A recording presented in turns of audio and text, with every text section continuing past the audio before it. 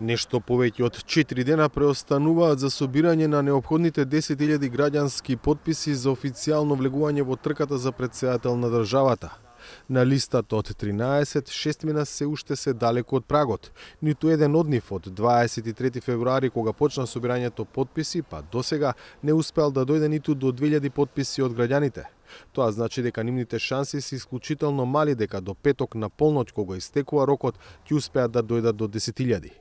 Станува збор за Вело Марковски, Томи Николовски, господин Поповски, Ѓорѓи Манасков, Мерсиха Смејлович и Зорица Цветковска, чии имиња фигурираат на интернет страницата на Државната изборна комисија. Од друга страна, останатите 7 веќе ја завршија работата и на своето конто имаат над 10.000 гласови, некои и многу повеќе. Последните двајца кои се приклучија се всушност и двајцата фаворити на предстојните избори. Актуелниот шеф на државата Стево Пендаровски, кој со поддршка на владеачкиот СДСМ за само неколку часа вчера собра речиси 22.000 потписи, и кандидатката на опозицијската ВМРО ДПМН Гордана Силјановска-Давкова, зад која застанаа 28.000 граѓански потписи. Дел од партиите, користејќи ги овие бројки, веќе почнаа со мерење на потенцијалниот успех. Историски најголем одзив досега. Собрани се над 28.000 потписи за помалку од 12 часа. Ова е најголемиот доказ и најточниот индикатор за тоа колкава е желбата и надежта на граѓаните за промени за подобра иднина. Но ова за ВМРО ДПМН е пред се и голема одговорност пред секој еден граѓанин. Имаме обврска пред секој еден од вас да ја оправдаме во целост вашата поддршка.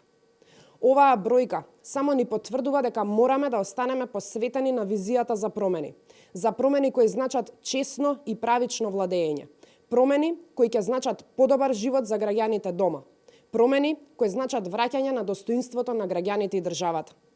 Првичните реакции од СДСМ по официјалното утврдување на Пендаровски за кандидат се дека предстојните избори се или во Европската унија или изолација. Сликата е јасна. Гордана Силјановска и ДПМН ја немаат поддршката од граѓаните како што лажно прикажуваат. И тоа не е изненадување. Силјановска е личност која ги изгуби изборите пред 5 години, наследник на политиките на Ѓорѓе Иванов и послушник на ДПМН. Изборот за Стево Пендаровски за втор мандат, за кого вчера за само неколку часа се потпишаа над 22.000 граѓани, значи стабилност, значи председател на држава која носи државата кон членство во Европската унија. Известно е дека на 24 април, кога се одржува првиот круг председателски избори, на гласачкото ливче ќе има 7 кандидати. Покрај Пендаровски и Силјановска-Давкова на списокот ќе се најдат и Бујар Османи од ДУИ, Арбен Таравари поддржан од опозицијските партии на албанците, Билјана Ванковска зад која застана Левица, Максим Димитриевски од ЗНАМ и Стефчо Јакимовски од ГРОМ. Можно е да се избере председател на државата и во првиот изборен круг под услов некој од кандидатите да освоил мнозинство гласови од вкупниот број запишани избирачи. Сценарио кој безмалку е неверојатно. Втората, која е реална опција, е дека ќе има втор круг во кој ќе влезат двајцата кандидати кои освоиле најмногу гласови во првата рунда.